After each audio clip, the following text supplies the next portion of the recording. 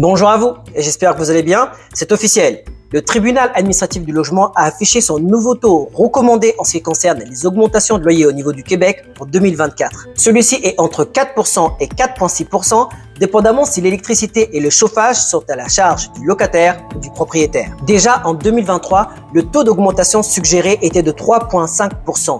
Il s'agissait déjà du plus fort ajustement depuis 2015. La majorité des locataires vont donc s'attendre à une augmentation de loyer supérieure à celle des 9 dernières années. Ce taux suggéré est fait par le tribunal administratif du logement et se base sur les dépenses de l'immeuble comme l'entretien, les réparations, les travaux, les taxes scolaires, municipales, etc. Donc c'est pour vous dire à vous propriétaires, mais surtout à vous locataires, que quand tous ces indicateurs augmentent, forcément cela aura un impact sur l'augmentation de loyer. Ce n'est pas forcément le propriétaire qui est méchant. Par ailleurs, ici on note une réaction tout à fait différente des propriétaires et des locataires. Écoutez cela, l'association des locataires s'inquiète des augmentations abusives des propriétaires allant bien au-delà du taux suggéré. Ils demandent un gel des loyers afin qu'il y ait un contrôle de loyer pour que tous les propriétaires utilisent uniquement le taux suggéré par le tribunal administratif du logement et pas plus. Qu'en pensez-vous ? Je peux tout à fait comprendre ce raisonnement. De l'autre côté, les propriétaires trouvent que le taux suggéré par le tribunal administratif du logement n'est pas suffisant du tout. En effet, ils disent que si on prenait vraiment en considération les coûts de rénovation, la hausse des taxes municipales et les assurances, l'augmentation de loyer pourrait dépasser les 6%. Sans surprise, et je peux attester, la hausse ne prend pas en compte le coût réel pour les propriétaires qui font face à la hausse des taux d'intérêt. Que pensez-vous de ce point-là? Conseil pour les propriétaires, les futurs propriétaires ou les nouveaux propriétaires, j'ai fait une précédente vidéo de augmentation de loyer 2023 qui vous explique comment faire une augmentation de loyer dans les règles de l'art. Je vous explique où trouver le document, comment remplir le document, les délais, les recommandations et pas mal de bonus. D'ailleurs, si vous aimez ce contenu, je vous invite dès maintenant à liker, vous abonner et activer la cloche de notification pour ne rien manquer. Je tiens à préciser pour les propriétaires et les locataires que les taux suggérés ou recommandés ne sont pas obligatoires. Cela veut dire que si le propriétaire veut faire une augmentation de loyer de 1 000 $, il a le droit de le faire. Après, c'est au locataire d'accepter ou non.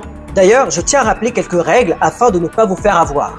En tant que propriétaire, vous avez le droit de faire une augmentation de loyer par an, pas deux. L'augmentation de loyer se fait entre 6 mois et 3 mois avant la fin du bail. Passé ce délai, vous pouvez toujours tenter de faire une augmentation de loyer, mais le locataire est en droit de refuser parce que vous êtes hors délai. Le locataire, au moment de l'augmentation de loyer, a 3 choix. Il peut accepter, il peut refuser et partir et il peut refuser et rester. Si le locataire refuse et reste, en tant que propriétaire, vous pouvez aller au tribunal administratif du logement qui va faire son calcul et va donner son taux obligatoire à respecter par le locataire.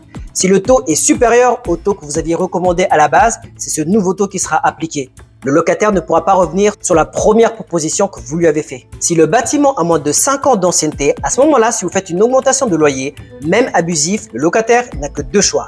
Soit rester, soit partir. Même si cela semble exagéré. Moi, ce que je pense, c'est que le dialogue et la communication vaut toujours mieux qu'un recours au tribunal administratif du logement. Pour la communication et pour l'entente. Après, le principal, c'est pas de faire entendre qui a raison ou qui a tort. Vous savez, en général, on arrive rarement à faire accepter notre position par l'autre partie.